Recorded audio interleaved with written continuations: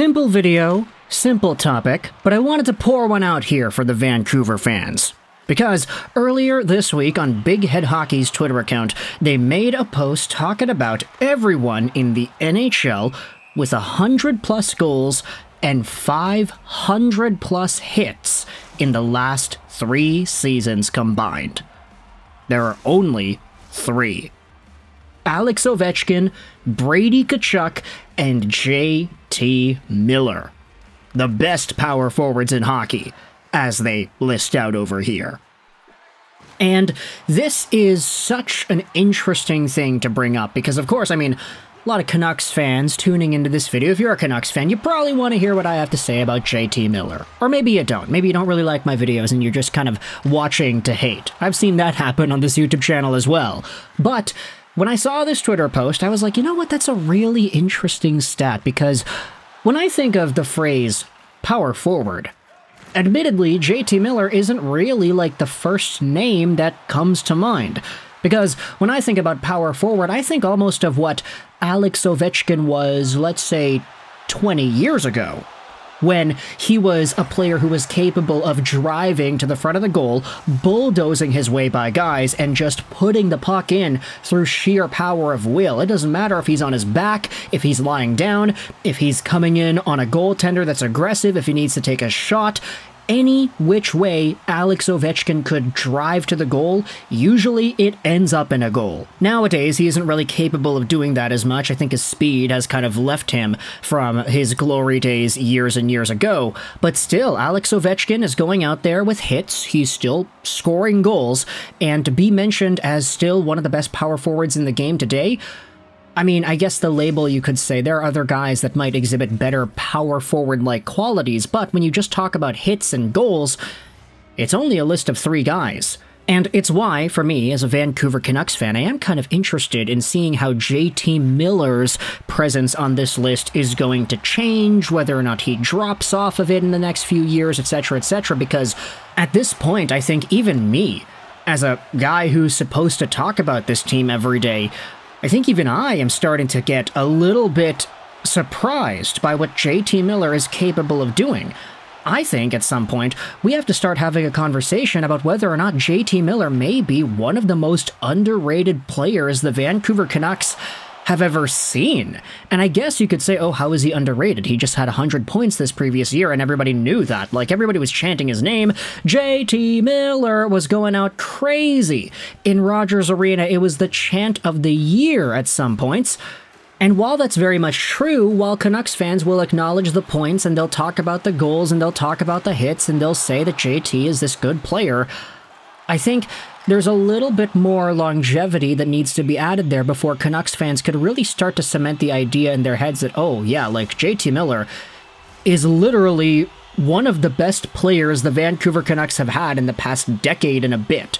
Even when you consider the other guys, Elias Pettersson might have a higher ceiling, Quinn Hughes might have a bigger impact, but when you think about everything combined, you talk about the impact, the absolute peak ceiling, and then you talk about consistency. I think JT Miller, aside from the year last year with Bruce Boudreau, has been one of the best Vancouver Canucks players we have ever seen. Just the combination of skill, consistency, ceiling, and overall game-driving ability. But the funny part is, even when I say all of that, I don't necessarily think of Miller as a power forward, quote-unquote.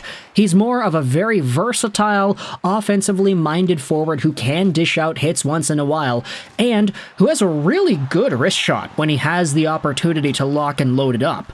When you say power forward and you have these 3 guys listed out here, Brady Tkachuk, Alex Ovechkin, JT Miller, I think of the physicality of all 3 of them being very different. Brady Tkachuk is an absolute monster on skates, and his goal-scoring ability, it's pretty much there too, but I don't think he has the same consistent sniping ability that JT has, nor does he have the playmaking edge that JT has either. Brady Tkachuk is also the youngest by far of these 3 guys, so he certainly has a lot more room to grow into that kind of a profile. But when you think about JT Miller, being this guy who is one of the only players in the NHL the past 3 seasons with 100+ goals and 500+ hits, it really puts into perspective just how good he is, because he's also a menace defensively. Not only is he a physical monster who can put up points, but he also plays PK, and he can do pretty good things on the PK. Him and Petey score shorthanded goals quite often nowadays, and ultimately I think this is a guy who just does not get the love that he deserves. And I think a lot of that has to do with the reputation. A lot of that has to do with the conversations about him not being a leader last year, about him being lazy, back checking, this and that. And it was a really bad part of his game. Like, it was devastating to see JT Miller go through the slumps where he wouldn't back check and everything, and he would just get frustrated and swear. I think that Canadian division season might have been like the start of the downfall of JT Miller in that respect, but as the years continued, he eventually got into Rick Tocchet's system, and Tocchet got into his ear, and that's when everything fixed itself up, and now the ultra-competitive nature is being honed in to what is essentially the best version of JT Miller. That even though the contract that he's on right now, which goes on for quite a while, was initially seen with a lot of doubt, now people are saying, hey, he is good enough for the contract. Maybe he won't age well into it, but for now, he's fine. He's a 100-point caliber guy, after all, and one of the best quote-unquote power forwards in the NHL.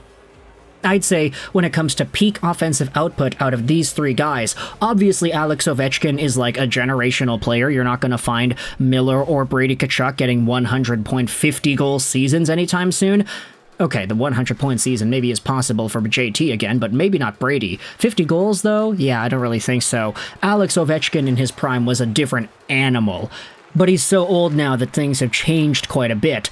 As for the Miller and Brady Tkachuk angle, I would say that if I were to start a team from scratch, I could totally understand if you wanted to build off of Brady, because he is significantly younger. I mean, they're separated by, 7 draft classes? That's almost a decade, so there is a lot of experience that Brady has to go through before he reaches the level of a JT Miller. But then again, does Brady have it in him to have the same sort of offensive mind that JT has right now? JT is a gamer, dude. He is so competitive, and he's so smart in being able to utilize the space that he's given. His shooting ability is unmatched when you give him that lane, and his playmaking, his cycling, it works hand in hand with the triggerman Elias Pettersson, as well as the other generational passer in Vancouver and Quinn Hughes. So JT Miller being put on a list of top power forwards in the NHL alongside of Ovechkin and Brady Tkachuk certainly is not something that I had on my bingo card heading into the 2024 off-season.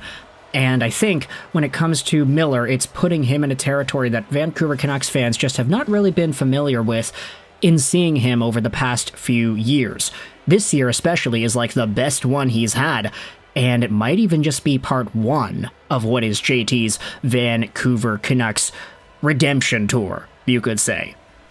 So, let me know your thoughts in the comment section below about this very quick and kind of, colloquial commentary, just talking about JT Miller and how he may be one of the best power forwards in the NHL today. If there's another name that was not listed here in the list of 100+ goal, 500+ hit guys over the past 3 years, Ovi, Brady, JT, if there's anybody else that you think should belong here, let me know your thoughts in the comment section below. But Canucks fans, how do you feel about JT Miller, and has this commentary inspired any new ideas on that regard? Let me know your thoughts in the comment section below. I hope you enjoyed this video. And bye.